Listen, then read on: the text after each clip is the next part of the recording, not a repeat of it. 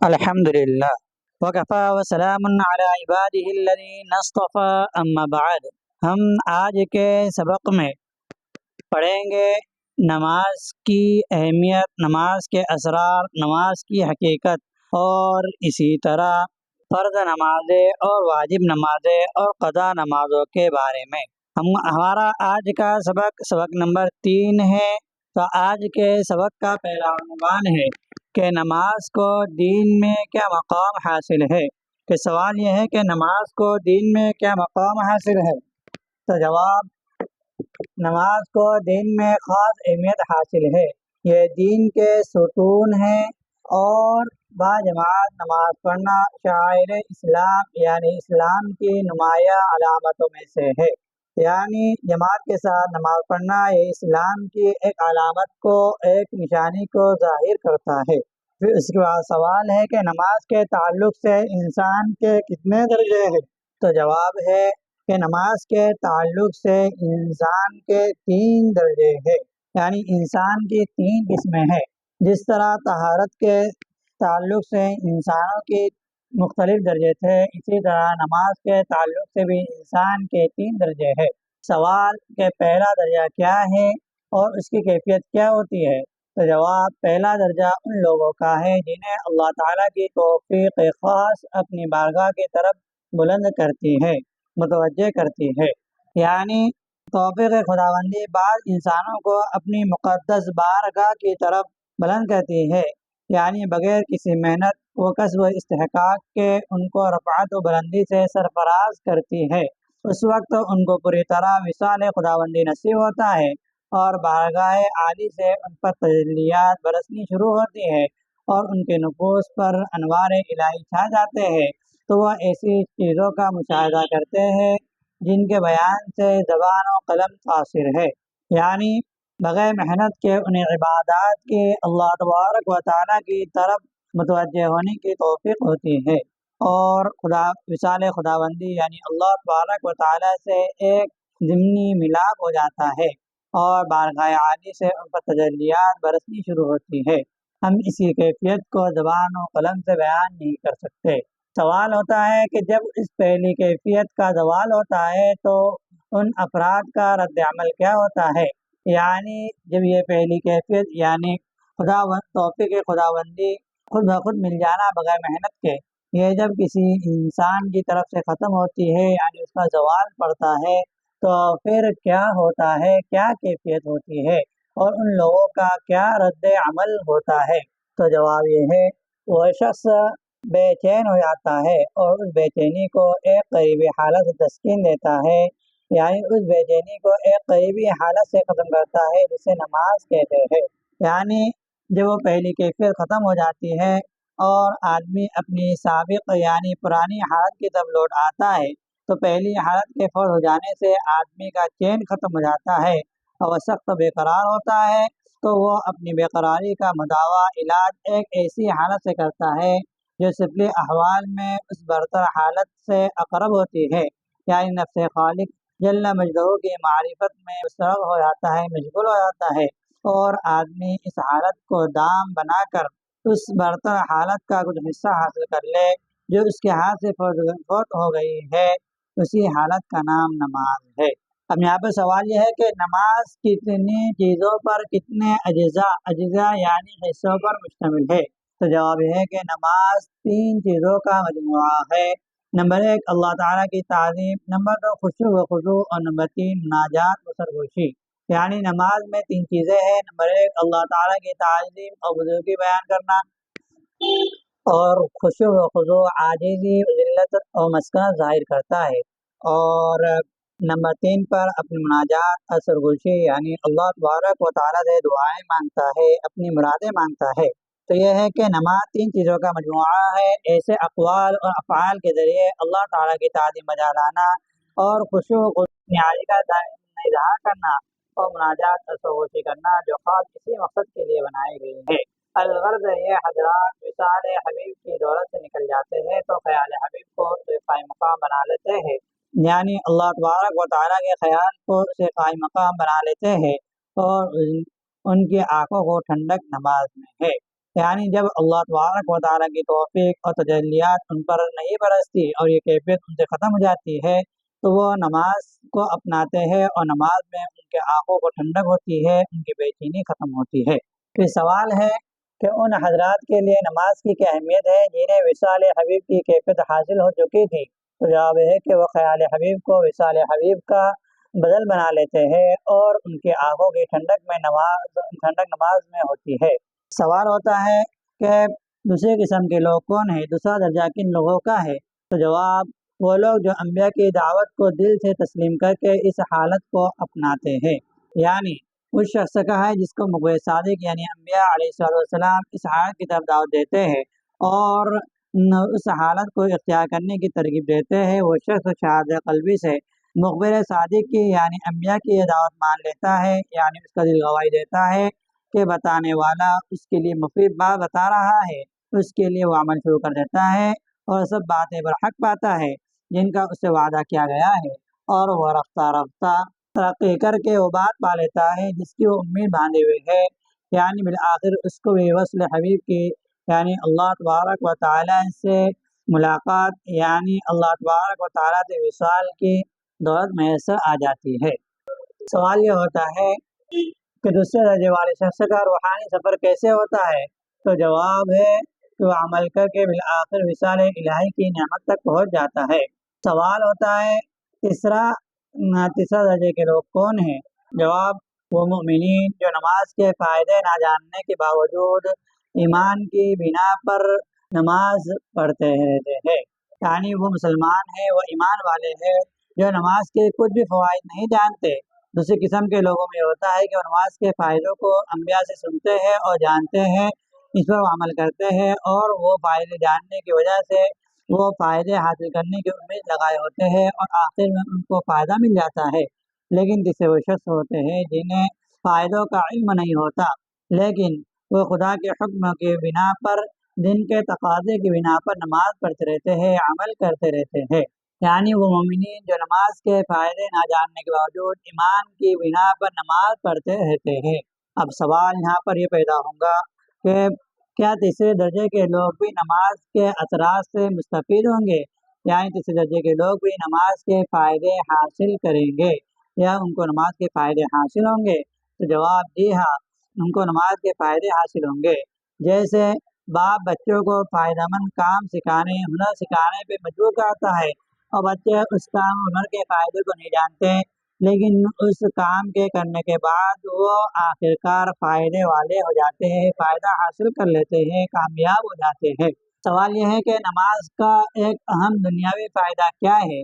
تو جواب نماز کا ایک اہم دنیاوی فائدہ یہ ہے کہ اس کے ذریعے سے پریشانیوں کا ازالہ کیا جا سکتا ہے اور نعمتیں حاصل کی جا سکتی ہے، یعنی نماز کے ذریعے دنیاوی فائدہ یہ ہے کہ اس کے ذریعے پریشانیوں کا خاتمہ کیا جا سکتا ہے اور نعمتیں حاصل کی جاتی ہے۔ سوال کہ کب نماز سے مدد حاصل کرنی چاہیے؟ جواب جب کوئی بڑی پریشانی لاحق ہو، جیسے قحط سالی، آندھی، اولے بارش کا طوفان آئے تو نماز سے مدد حاصل کرنی چاہیے۔ تو سوال ہے کہ ایسے موقع پر نماز کی کیا حیثیت ہوتی ہے؟ تو جواب ایسے مواقع پر نماز سراپا دعا بن جاتی ہے، کیونکہ نماز ایسے اقوال و افعال کا مجموعہ ہے جو اللہ کے آخری درجے کی تعظیم اور اس میں توجہ تام ہوتی ہے، یعنی توجہ مکمل ہوتی ہے اور دعا کی روح ہے، یعنی نماز سراپا دعا بن جاتی ہے کیونکہ نماز میں ایسے اقوال اور افعال اور دعائیں کا نماز ایسا مجموعہ ہے جو اللہ تعالیٰ کی آخری درجے کی تعظیم ہے، اور نماز میں یعنی افعال کے ذریعے، دعاؤں کے ذریعے اللہ کی تعظیم ہوتی ہے، اور نماز میں اللہ کی طرف توجہ تام ہوتی ہے، مکمل ہوتی ہے، اور نماز دعا کی روح ہے۔ سوال کہ قرآن مجید میں نماز سے مدد لینے کے بارے میں کیا حکم ہے؟ جواب قرآن مجید میں فرمایا گیا استعینوا بالصبر والصلاۃ کہ نماز کے ذریعے اور صبر کے ذریعے اللہ سے مدد حاصل کرو، یعنی صبر اور نماز سے سہارا حاصل کرو۔ اللہ تعالیٰ صبر کرنے والوں کے ساتھ ہے تو نماز پڑھنے والوں کے ساتھ تو بدرجہ اولا ہے۔ رسول اللہ صلی اللہ علیہ وسلم کا معمول کیا تھا؟ جب کوئی اہم معاملہ پیش آتا تھا تو جواب یہ ہے کہ جب بھی کوئی اہم بات پیش آتی تو آپ صلی اللہ علیہ وسلم نماز میں مشغول ہو جاتے، کہ حدیث میں ہے اذا حزبہ امر صلی، یعنی جب کوئی اہم بات پیش آتی تو آپ صلی اللہ علیہ وسلم نماز میں مشغول ہو جاتے۔ نماز کی وہ کون سی اقسام ہے جو خاص طور پر حاجت و ضرورت کے وقت پڑھی جاتی ہے؟ جواب، یعنی وہ کون سی نمازیں ہیں جو خاص طور پر حاجت اور ضرورت کے وقت پڑھی جاتی ہیں؟ تو جواب یہ ہے کہ صلاۃ الحاجت، صلاۃ التوبہ، صلاۃ الاستخارہ اور صلاۃ الاستسقاء۔ صلاۃ الحاجت جب بھی کوئی ضرورت ہوتی ہے اس وقت پڑھی جاتی ہے، اور صلاۃ التوبہ جو اللہ تعالیٰ سے معافی اور توبہ و استغفار کرنا ہوتا ہے تو جب صلاۃ التوبہ پڑھی جاتی ہے، اور اللہ تبارک و تعالیٰ سے کسی کام کی خیر اور مدد طلب کرنا ہو، یعنی ہمیں کوئی کام کرنا ہے یا کہیں نکاح وغیرہ کا پیغام پہنچانا ہے یا پیغام آیا ہے اس وقت دعا وغیرہ کرنی ہے، تو اللہ تبارک و تعالیٰ سے خیر طلب کرنے کے لیے صلاۃ الاستخارہ پڑھی جاتی ہے۔ اور اگر بارش نہ ہو رہی ہو تو بارش طلبی کے لیے، بارش کو طلب کرنے کے لیے صلاۃ الاستسقاء پڑھی جاتی ہے۔ اور اسی طرح جب کوئی خوف وغیرہ ہو تو صلاۃ الخوف بھی پڑھی جاتی ہے۔ نماز کی ان اقسام کی مشروعیت کی کیا وجہ ہے، یعنی اسلام میں یہ نمازیں کیوں ہے؟ تو اس کا جواب، ان کی مشروعیت کی وجہ یہ ہے کہ یہ نمازیں انسان کی حاجت اور دعا کے وقت اللہ کی طرف توجہ کے لیے ہے۔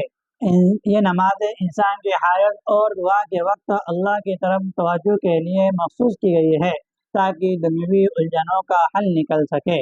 یہاں پر ایک سوال یہ ہوتا ہے کہ شاہ ولی اعظم محمد دہلوی نے نماز استسقاء کی کیا حکمت بیان کی ہے؟ تو حجت اللہ البالغہ کے اندر شاہ صاحب فرماتے ہیں ربما يسأل الإنسان من ربه دفع البلاء أو ظهور نعمة فيكون الأقرب حينئذ الاستغراق في أفعال وأقوال تعظيمة، کہ کبھی انسان اپنے رب سے درخواست کرتا ہے کہ کسی مصیبت کے رفع ہونے کی، یا درخواست کرتا ہے کسی نعمت کے ظاہر ہونے کی، تو اس وقت قریب تر چیز تعظیم اقوال و افعال میں ڈوب جانا ہے۔ یعنی جب انسان کسی مصیبت کے دور ہونے یا کسی نعمت کے ظاہر ہونے کی دعا کرتا ہے تو سب سے مناسب طریقہ یہ ہے کہ تعظیم اقوال و افعال کے ذریعے ڈوب جائے تاکہ اس کی ہمت جو دعا کی روح ہے اثر انداز ہو، اور یہی نماز استسقاء کی سنت ہے۔ حضرت تھانوی رحمۃ اللہ علیہ نے اس شاہ رحمۃ اللہ علیہ کی بات کا ترجمہ اس طرح کیا کہ جب آدمی اپنے پروردگار سے کسی مصیبت کے دور ہونے یا نعمت کے ملنے کی درخواست کرتا ہے تو اس وقت مناسب یہی ہوتا ہے کہ وہ تعظیم اقوال اور افعال میں ڈوب جائے تاکہ اس کی ہمت کامل ہو، اس کی درخواست کی روح ہے اور اس سے کچھ اثر ڈال سکے۔ اب سوال یہ ہے کہ نماز کی حیات ترکیبی، نماز کی حیات ترکیبی کی بنیادی باتیں کتنی ہیں؟ جواب یہ ہے کہ نماز کی حیات اور حقیقت کی ترکیب کی 3 بنیادی باتیں ہیں۔ تو سوال ہے کہ نماز کی پہلی بنیادی بات کیا ہے؟ تو جواب یہ ہے کہ پہلی بنیادی بات یہ ہے کہ جب اللہ کی عظمت و جلال کو ملاحظہ کرے تو اس کے دل میں خشوع و خضوع پیدا ہو، یعنی نماز کے لیے کھڑے ہوتے وقت دل عاجزی اور نیاز مندی سے لبریز ہو جائے، کیونکہ خشوع و خضوع اور ذلت و عاجزی ہی نماز کی حقیقت ہے۔ سوال یہ ہے کہ نماز میں خشوع و خضوع کیوں ضروری ہے؟ جواب یہ ہے کہ خشوع و خضوع نماز کی روح اور حقیقت ہے جس سے بندہ اللہ کی بارگاہ میں اپنی عاجزی ظاہر کرتا ہے۔ سوال یہ ہے کہ نماز کی دوسری بنیادی بات کیا ہے؟ تو جواب یہ ہے کہ نماز اللہ تعالیٰ کی عظمت اور دل کے خشوع و خضوع کو بہترین الفاظ سے ادا کرے۔ زبان اللہ تعالیٰ کی عظمت اور دل کے خشوع و خضوع کو بہترین الفاظ سے ادا کرے، جیسے سورہ فاتحہ کی قرات اور دیگر اذکار مستحبات، یہ اللہ تعالیٰ کی عظمت کو خشوع و خضوع کے ساتھ بہترین الفاظ سے ادا کرتے ہیں۔ سوال نمبر 5 ہے کہ نماز کی تیسری بنیادی بات کیا ہے؟ تو جواب یہ ہے کہ اپنے اعضاء کو خشوع کے مطابق مہذب بنانا، یعنی با ادب کھڑا ہونا اور آداب کے ساتھ رکوع و سجدہ ادا کرنا۔ سوال ہے کہ شکر گزاری کے 3 طریقے کون سے ہیں جن کے ذریعے اللہ تعالیٰ کا شکر ادا کیا جا سکتا ہے؟ جواب یہ ہے کہ اعضاء سے اطاعت و نیاز مندی، نمبر 2 زبان سے ثنا خوانی اللہ تعالیٰ کی تعریف کرنا، اور نمبر 3 دل سے اللہ تعالیٰ کی نعمتوں کا شکر کرنا اور قدر کرنا۔ اور اللہ تعالیٰ کی نعمتوں کا شکر ہی ان 3 چیزوں سے کیا جا سکتا ہے، تینوں طریقوں سے ادا کیا جاتا ہے۔ یہاں پر ایک شاعر ذکر کیا آتا ہے کہ شاعر نے اپنی شکر گزاری کا اظہار اس طور پر کیا تھا کہ تمہاری نعمتوں نے میری 3 چیزیں تمہارے حوالے کر دی ہے، تمہاری نعمتوں نے میری 3 چیز تمہارے حوالے کر دی ہے، میرا ہاتھ، میری زبان اور سینے میں پوشیدہ دل۔ تو اب سوال یہ ہے کہ اس چیز سے کیا سبق ملتا ہے؟ تو جواب یہ ہے کہ جب ایک دنیاوی نعمت دینے والا منعم مجازی، یعنی دنیا کی نعمت دینے والا کوئی ایک بندے کے سامنے بندہ عاجزی اختیار کرتا ہے، بڑے شیر کے سامنے خاموشی سے عاجزی کے ساتھ ہوتا ہے، تو منعم حقیقی یعنی اللہ تعالیٰ کے سامنے تو بندے کا حال اور بھی عاجزانہ ہونا چاہیے۔ اب ہم آتے ہیں کہ تعظیمی افعال کیا ہے؟ تو سوال یہ ہے کہ نماز میں جو 3 افعال تعظیم کے ہیں وہ کون سے ہیں؟ تو جواب یہ ہے کہ نماز میں 3 افعال تعظیمی ہے، نمبر 1 قیام، نمبر 2 رکوع اور نمبر 3 سجدہ۔ تو اب سوال یہ ہے کہ قیام کا مطلب کیا ہے اور اس سے کس درجے کی تعظیم ہے؟ تو جواب یہ ہے کہ قیام کا مطلب ہے کہ اللہ تعالیٰ کے سامنے باادب کھڑا ہونا اور اس کی طرف متوجہ ہونا، اور یہ تعظیم کا سب سے پہلا درجہ ہے۔ یعنی تعظیم کا پہلا درجہ یہ ہے کہ ہم اللہ تعالیٰ کے سامنے باادب کھڑا ہو اور اس کی طرف متوجہ ہو۔ دنیا کے اندر بھی یہ ہوتا ہے کہ جب کوئی بڑا آدمی آتا ہے تو آدمی اس کے سامنے ادب کے ساتھ کھڑا ہوتا ہے اور اس کی طرف متوجہ ہوتا ہے۔ اور نمبر 3 سوال یہ ہے کہ رکوع کا کیا مفہوم ہے اور یہ تعظیم میں کس سطح پر آتا ہے؟ تو جواب یہ ہے کہ رکوع کا مطلب یہ ہے کہ انسان اپنی ذلت و پستی کا احساس کرے، اپنی عاجزی کا احساس کرے اور اللہ تعالیٰ کی عزت و برتری کو تصور کر کے سر نگو ہو کر یعنی اللہ تعالیٰ کے سامنے جھک جائے۔ یہ تعظیم کا درجہ ہے جو قیام سے بڑا ہوا ہے۔ اور سوال نمبر 4 ہے کہ سجدہ کس معنی میں آتا ہے، یہ تعظیم کے کس درجے کو ظاہر کرتا ہے؟ تو جواب یہ ہے کہ سجدے کا مطلب یہ ہے کہ انسان اپنا چہرہ اللہ تعالیٰ کے سامنے زمین پر رکھ دے، جو کہ اس کا سب سے افضل عزو ہے، یعنی اللہ تعالیٰ کے سامنے اپنے چہرے کو زمین پر رکھ دے، اور یہ تعظیم کا آخری اور اعلیٰ درجہ ہے۔ یہاں پہ سوال ایک پیدا ہوتا ہے کہ اللہ تعالیٰ نے اپنی کتاب میں گردن جھکانے کا کیا مفہوم بیان کیا ہے؟ تو جواب یہ ہے کہ سورہ شعراء میں آیت نمبر 4 میں ہے کہ ان نشأ ننزل علیہم من السماء آیۃ فظلت اعناقهم لها خاضعین، اگر ہم چاہیں تو ان منکرین پر یعنی انکار کرنے والوں پر آسمان سے ایک بڑی نشانی نازل کر دیں، بس ان کی گردنیں اس نشانی کے سامنے پست ہو جائے۔ اس آیت سے معلوم ہوا کہ گردن کا جھکنا منقاد یعنی فرما بردار ہو جانے، عاجزی ظاہر کرنے کی علامت ہے۔ سوال ہے کہ تعظیم کے افعال میں ترتیب کیوں رکھی گئی ہے؟ جواب یہ ہے کہ تعظیم کے افعال میں ترتیب اس لیے رکھی گئی تاکہ ادنا سے اعلیٰ کی طرف ترقی ہو، پہلے قیام ہو پھر رکوع پھر سجدہ کیا جائے، تاکہ دھیرے دھیرے خشوع و خضوع اور اپنی ذلت کا احساس بڑھتا جائے۔ یہاں بھی سوال یہ ہوتا ہے کہ اگر نماز میں سجدہ رکھا جاتا یا اعلیٰ سے ادنا کی طرف تو کیا ہوتا؟ یعنی اگر نماز میں سجدہ رکھا جاتا تو کیا ہوتا؟ جواب یہ ہے کہ اگر نماز میں سجدہ رکھا جاتا یا اعلیٰ سے ادنا کی طرف اترا جاتا تو ترقی کا یہ فائدہ حاصل نہیں ہوتا۔ اب یہاں پر سوال یہ ہے کہ نماز کے تعظیمی افعال میں قاعدے کو شامل کیوں نہیں کیا گیا؟ جواب یہ ہے کہ قاعدے کو نماز کے تعظیمی افعال میں شامل نہیں کیا گیا کیونکہ یہ ہر رکعت کے آخر میں مشروع نہیں ہے اور ہر رکعت ایک مستقل نماز ہے۔ قاعدے کو نماز کے تعظیمی افعال میں شامل نہیں کیا گیا کیونکہ ہر رکعت کے آخر میں قاعدہ نہیں ہوتا اور ہر رکعت ایک مستقل نماز ہے۔ سوال یہ ہے کہ قاعدہ نماز میں کس مقصد کے لیے رکھا گیا ہے؟ جواب قاعدہ نماز سے آسانی سے نکلنے کے لیے رکھا گیا ہے کیونکہ سجدے کے بعد نماز سے نکلنا مشکل ہو جاتا تھا۔ سوال ہوتا ہے کہ قاعدے میں کیا کیا عمل کیا جاتا ہے؟ جواب قاعدے میں آدمی سجدے سے فارغ ہو کر بیٹھتا ہے اور توفیق عبادت پر حمد کرتا ہے، اور معلم عبادت یعنی جس نے توفیق دیا ہے اس کی حمد بیان کرتا ہے، اور جس نے اس کو عبادت سکھائی ہے تو معلم عبادت پر درود بھیجتا ہے، پھر اپنے لیے دعا کرتا ہے اور نماز سے نکلتا ہے۔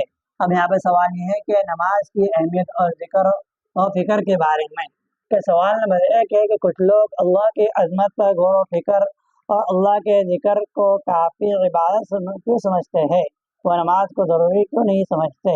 تو جواب یہ ہے کہ بعض لوگ اللہ کی عظمت کو سوچنا اور اس کا دائمی ذکر کرنا، ہمیشہ ذکر کرنا کافی عبادت سمجھتے ہیں، لیکن اللہ کی شریعت اسلامیہ میں یہ کافی نہیں سمجھا گیا، کیونکہ شریعت اسلامیہ میں بنیادی عبادت نماز ہے۔ اب سوال یہ ہے کہ اللہ کی عظمت پر غور کرنا اور ذکر کرنا کیا فائدہ مند نہیں ہے؟ یعنی اللہ تعالیٰ کی عظمت پر غور کرے اور ذکر کرے، کیا یہ فائدہ نہیں دیتا؟ جواب یہ ہے کہ اللہ کی عظمت پر غور کرنا اور ذکر کرنا یہ ایک بہت بڑی عبادت ہے، مگر یہ بنیادی عبادت نہیں ہے۔ یہ عمل اللہ سے قریب کرنے والا بنیادی عمل نہیں، کیونکہ ہر شخص اس پر عمل نہیں کر سکتا۔ یعنی ہر شخص ہمیشہ اللہ کی فکر میں اور اللہ کے دھیان میں نہیں پڑ سکتا۔ تو بنیادی عبادت اس کو بنایا جائے کہ جو ہر انسان کے لیے آسان ہو۔ تو ہر انسان کے لیے بنیادی عبادت جو ہے تو نماز ہے۔ سوال نمبر 3 ہے، نماز کیوں ضروری ہے جبکہ ذکر و فکر بھی اہم ہے؟ یعنی سوال کرتے ہیں کہ نماز کیوں ضروری ہے جبکہ ذکر و فکر کے ذریعے بھی اللہ تعالیٰ کی عبادت اور خیال ہو سکتا ہے؟ تو جواب یہ ہے کہ نماز اس لیے ضروری ہے کیونکہ اللہ سے قریب کرنے والا بنیادی عمل نماز ہے۔ ذکر و فکر ہر کسی کے بس کی بات نہیں، اور یہ مستقل توجہ اور فکر کا متقاضی ہے جو ہر کسی کے لیے ممکن نہیں ہے۔ یعنی اللہ تعالیٰ کو ہمیشہ ہر دم یاد رکھنا اور ہر وقت فکر میں لگے رہنا یہ ہر کسی کے بس کی بات نہیں ہے۔ تو اس لیے نماز کو ضروری قرار دیا گیا ہے کیونکہ نماز ہر ایک کے بس میں ہے۔ سوال نمبر 4 ہے کہ اگر ذکر و فکر مسلسل کیا جائے تو کیا فائدہ ہوگا؟ یعنی ذکر و فکر مسلسل کیا جائے تو کیا فائدہ ہوگا؟ یعنی اللہ تعالیٰ کی یاد اور ذکر اور اس کی فکر میں اس کی طرف توجہ میں لگے رہنے سے کیا فائدہ ہوگا؟ تو جواب ہے، اگر ذکر و فکر بغیر کسی پیکر محسوس کے کیا جائے تو انسان کا ذہن تھک سکتا ہے اور عقل مبہوت ہو سکتی ہے، جسے فکر کی بلادت کہا جاتا ہے۔ اس لیے کسی پیکر محسوس یا عمل کی ضرورت ہے۔ سوال نمبر 5، نماز میں ذکر و فکر کس طرح شامل ہے؟ تو جواب ہے کہ نماز میں ذکر و فکر اس طرح شامل ہے کہ اللہ تعالیٰ کی عظمت کو سوچنا، دعاؤں میں اپنے عمل کو اللہ کے لیے خاص کرنا اور اللہ کی طرف متوجہ ہو کر اس سے مدد مانگنا۔ سوال نمبر 6 ہے کہ نماز میں تعظیمی افعال کیوں کیے جاتے ہیں؟ جواب ہے کہ نماز میں تعظیمی افعال یعنی تعظیمی کام، ادب والے کام جیسے با ادب کھڑا ہونا، سر نگو ہونا اور جبیں سعی کرنا اس لیے کیے جاتے ہیں تاکہ انسان اللہ کے سامنے اپنی عاجزی و تعظیم کا اظہار کرے۔ سوال نمبر 7 ہے کہ نماز میں ذکر و فکر کا کیا مقام ہے؟ تو جواب ہے کہ نماز میں ذکر و فکر ایک معجون مرکب کی طرح ہے۔ نماز میں ذکر و فکر ایک معجون مرکب کی طرح ہے جس میں 3 اہم اجزاء ہوتے ہیں، 3 اہم جز ہوتے ہیں، 3 اہم حصے ہوتے ہیں۔ نمبر 1 اللہ کی عظمت کو سوچنا، نمبر 2 اللہ سے مدد طلب کرنا، اور نمبر 3 تعظیمی افعال، تعظیمی کام انجام دینا، سب مل کر نماز کو مکمل اور مؤثر عبادت بناتے ہیں۔ سوال، اب ہم فرض نمازوں کے متعلق پڑھتے ہیں کہ فرض نمازوں کی تعداد کتنی ہے؟ جواب ہے کہ فرض نمازیں دن اور رات میں جمعہ کے دن 15 رکعت اور دوسرے دنوں میں 17 رکعت فرض نمازیں ہیں۔ اور سوال نمبر 2، سوال یہ ہوتا ہے کہ نماز جنازہ فرض ہے؟ تو جواب، جنازے کی نماز فرض کفایہ ہے۔ سوال ہے کہ جمعہ کی نماز کے بارے میں کیا حکم ہے؟ تو جواب، جمعہ کی نماز مستقل فرض ہے، اس کی تاکید ظہر کی نماز سے زیادہ کی گئی ہے۔ سوال نمبر 5 کہ فرض نمازوں میں کون سی نمازیں شامل ہے؟ تو جواب، فرض نمازیں 5 ہیں، فجر، ظہر، عصر، مغرب، عشاء اور نماز جمعہ۔ اور سوال نمبر 6 ہے، نماز چھوڑنا کس طرح کا عمل ہے؟ تو جواب، نماز کا ترک کرنا حرام اور شدید ترین کبیرہ گناہ ہے، یعنی جان بوجھ کر اگر کوئی نماز چھوڑ رہا ہے تو کبیرہ گناہ ہے۔ سوال نمبر 7 ہے کہ اگر کوئی شخص نماز فرض ہونے کا انکار نہ کرے لیکن جان بوجھ کر نماز چھوڑ دے تو کیا حکم ہے؟ جواب، جو شخص نماز کے فرض ہونے کا انکار نہ کرے لیکن جان بوجھ کر نماز چھوڑے اس کو قتل نہیں کیا جائے گا بلکہ اس کو قید میں رکھا جائے گا تاکہ وہ توبہ کر کے نماز پڑھنے لگے۔ سوال نمبر 8 ہے کہ اگر کوئی شخص جان بوجھ کر ایک وقت کی نماز چھوڑ دے تو کیا حکم ہوگا؟ تو جواب، کوئی شخص جان بوجھ کر ایک وقت کی نماز چھوڑ دے تو وہ فاسق گنہگار ہوں گا، کبیرہ گناہ کرنے والا ہوں گا۔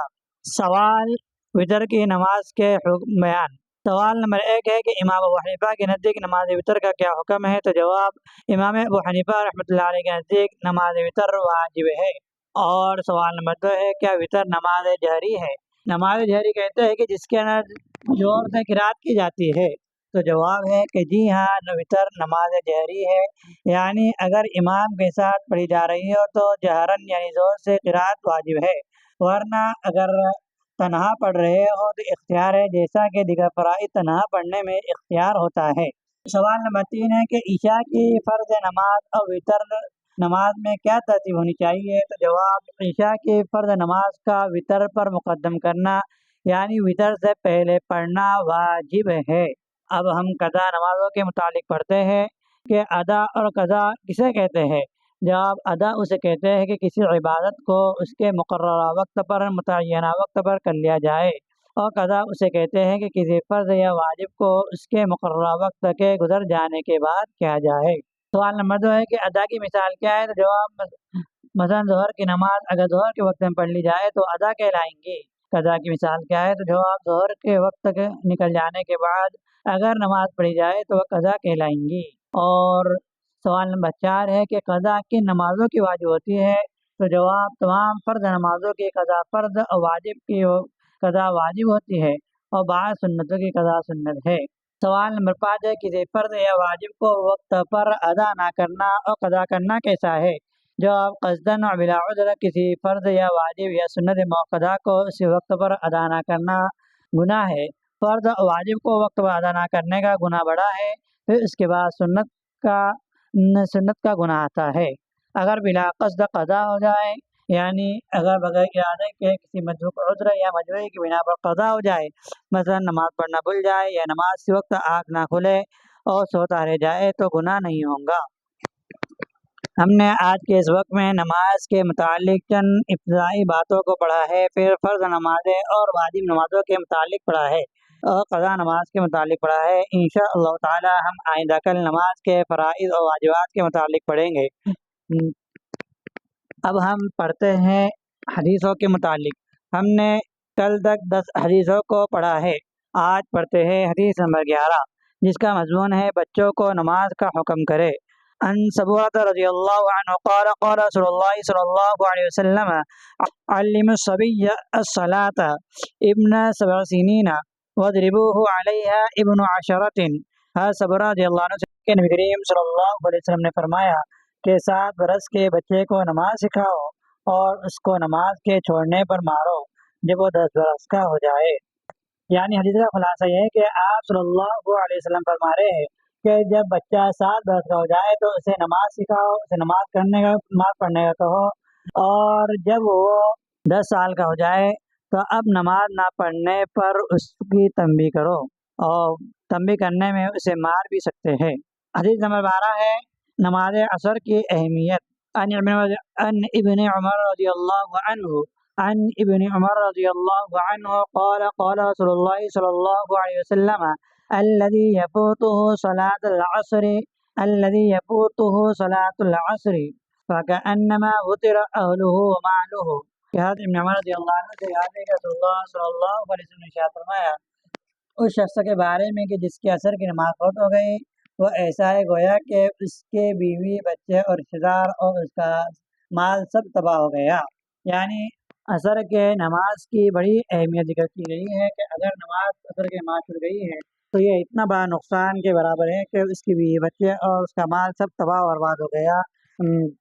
یہ کم درجے کا نقصان ہے، بلکہ اس سے بڑا نقصان عصر کی نماز کو چھوڑ دینا ہے۔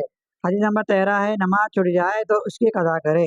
ان انس رضی اللہ عنہ قال قال رسول اللہ صلی اللہ علیہ وسلم من نسی صلاة او نام عنها فکفارتها ان يصليها اذا ذکرها وفي روایت لا کفارة لها الا ذلك۔ حضرت انس رضی اللہ عنہ سے روایت ہے کہ انہوں نے فرمایا کہ آپ صلی اللہ علیہ وسلم نے ارشاد فرمایا کہ جو شخص نماز کو وقت پر پڑھنا بھول جائے یا نماز سے غافل ہو کر سو جائے تو اس کا کفارہ یہی ہے کہ یاد آتے ہی اس کو پڑھ لے، اور ایک روایت میں یہ ہے کہ اس کا کفارہ بس وہی یعنی نماز ہے۔ تو یہاں پر ایک بات یاد رکھے کہ جو فرض نمازیں ہیں وتر نمازیں ہیں اگر یہ چھٹ جائے تو ان کی قضا کرنا ضروری ہوتا ہے، اور کوئی شخص قضا نہ کرے تو نمازیں اس کے ذمے سے ساقط نہیں ہوتی۔ حدیث نمبر 14 ہے تین چیزوں میں تاخیر نہ کرو۔ عن علی رضی اللہ عنہ ان النبی صلی اللہ علیہ وسلم قال یا علی ثلاث لا تؤخرها الصلاة اذا اتت والجنازة اذا حضرت والایم اذا ولد لها كفوا۔ ہاں علی رضی اللہ عنہ سے روایت کرتے ہیں کہ نبی کریم صلی اللہ علیہ وسلم نے ارشاد فرمایا، اے علی تین کام میں دیر نہ کرو، نماز کے جب اس کا وقت آ جائے، اور جنازہ جب تیار ہو جائے، اور بے خاوند والی عورت یعنی بغیر شوہر والی عورت کے جب اس کا ہم کفو تمہیں مل جائے تو اس کا نکاح کرنے میں دیر نہ کرو۔ اور 15ویں حدیث ہے کہ نماز فجر اور عشاء کی فضیلت۔ عن ابی ہریرہ رضی اللہ عنہ قال قال رسول اللہ صلی اللہ علیہ وسلم ليس صلاة أثقل على المنافقين من الفجر والعشاء ولو يعلمون ما فيها لأتوهما ولو حبوا۔ حضرت ابو ہریرہ رضی اللہ عنہ بیان کرتے ہیں کہ رسول اللہ صلی اللہ علیہ وسلم نے ارشاد فرمایا، منافقین پر کوئی نماز فجر اور عشاء کی نماز سے زیادہ گرا نہیں ہے، نیز اگر لوگوں کو معلوم ہو جائے کہ ان دونوں نمازوں کا کیا ثواب ہے تو وہ ان نمازوں میں ضرور آنے لگے، اگرچہ ان کو گھٹنوں یا سرین پر گھسیٹتے ہوئے آنا پڑے۔ یعنی جو منافق لوگ ہوتے ہیں جن کے دل میں ایمان نہیں ہوتا، ظاہر مسلمان ہوتے ہیں، تو ان کو عشاء اور فجر کی نماز بہت بھاری لگتی ہے، اور آپ صلی اللہ علیہ وسلم فرمایا کہ اگر تمہیں معلوم ہو جائے کہ عشاء اور فجر کی کیا فضیلت ہے تو تم گھٹنوں کے بل گھسیٹتے ہوئے نماز کو آئیں گے۔ اللہ تبارک و تعالی ہمیں عمل کرنے کی توفیق عطا فرمائے۔